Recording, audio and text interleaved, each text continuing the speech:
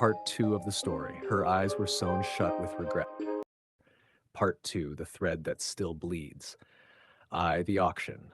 3 months after Emily Crane vanished, her belongings were auctioned off. Among them was a large canvas wrapped in stained muslin, labeled simply Private. It was bought by Dr. Ian Mercer, a professor of folklore and psychological hauntings at a nearby university. He thought it was art. He thought it was symbolic.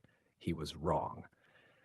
When he unwrapped it in his office, the air turned cold, his lights flickered, and he felt for just a second the unmistakable sensation of a needle dragging across his eyelid. The painting was of a woman. Her eyes were sewn shut, and she was smiling. 2. The research, Dr. Mercer became obsessed. He researched Emily, the house on Wren Street, and found police reports, missing pet complaints, and a blurred photograph of a little girl who matched the face on the painting, Marla. In an old town archive, he uncovered an article from 1893, open quote, "Local orphan missing. Harrow estate under investigation." Beatrice Harrow claims the child opened a door that should have stayed shut. No charges filed. Close quote. Further digging led him to Beatrice Harrow's private journals locked away in a museum vault. The curator warned him, open quote, "The Harrow collection gives people dreams. Some go blind. Others," he didn't finish the sentence. Close quote. 3. The house beckons. Compelled beyond reason, Mercer visited the house on Wren Street. It was still empty. For sale again. The front gate creaked open on its own. Inside, the wallpaper peeled in patterns that looked like stitches. The mirrors were draped with cloth, yet he felt watched. The third door on the right was no longer locked. It stood wide open. The chair still sat in the center. On it, a fresh spool of black thread, and beside it, a VHS tape labeled Marla, Final Confession. 4. The Final Confession. Dr. Mercer returned home and digitized the tape. No label date, no tracking data, just static at first. Then a little girl's voice, open quote, "You can't unsee once you look inside. She stitched them shut so I wouldn't see her truth. But it's not just her truth now. It's everyone's." Close quote. Then came a flicker of an image.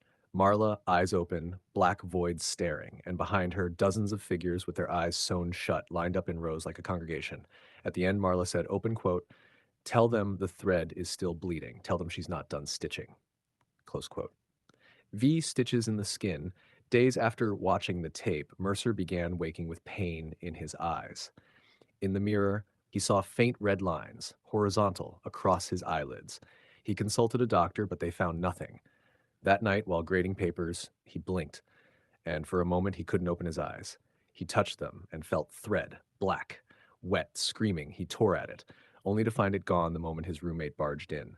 But the next morning he discovered a canvas had appeared in his study, a painting of himself, eyes sewn shut. The Whisper Network. Mercer wasn't the only one. An online forum began discussing stitched eye syndrome, and a thread titled, "I Dream of the Girl with Needle Fingers" went viral. Users reported similar symptoms, waking with red lines near their eyes, dreams of a room with stitched writing on the ceiling, seeing a little girl named Marla watching from corners of mirrors. No one believed them, until a user uploaded a grainy video of themselves pulling black thread out of their tear duct. The comments were filled with a phrase, open quote, "Her eyes were sewn shut with regret, but ours are stitched with guilt." Close quote. Mercer's breakdown. Mercer isolated himself, covering mirrors, unplugging electronics. He stopped sleeping, but one night he heard someone moving inside his locked study.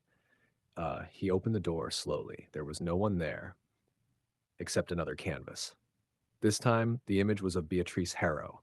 Her eyes were open, but her mouth was now sewn shut. She was pointing at something behind Mercer. He turned. Marla stood in the hallway, smiling, needle in hand. V8.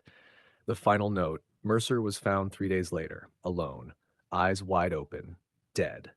The autopsy revealed thin slices in the corneas, delicate, precise, as if someone had attempted to stitch them closed from the inside.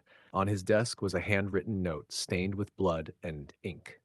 Open quote, "She doesn't just want you blind. She wants you to see what she saw before the stitches and regret it forever." Close quote. IX. The thread spreads. Now the house stands silent again, but the painting of Marla is missing. Some say it shows up in thrift stores, pawn shops, or old basements. The VHS tape, too, passed from hand to hand. Viewers report the same dream, the same whisper, open quote, see what she saw, close quote. The thread is still bleeding. You might think it's just a story, a scary tale, urban legend. But next time you look in the mirror, ask yourself, really ask, if your reflection is blinking exactly when you do. And if not, run before she stitches your eyes shut with regret. If you enjoyed our video, please subscribe to our channel, share the video with others, and don't forget to like it.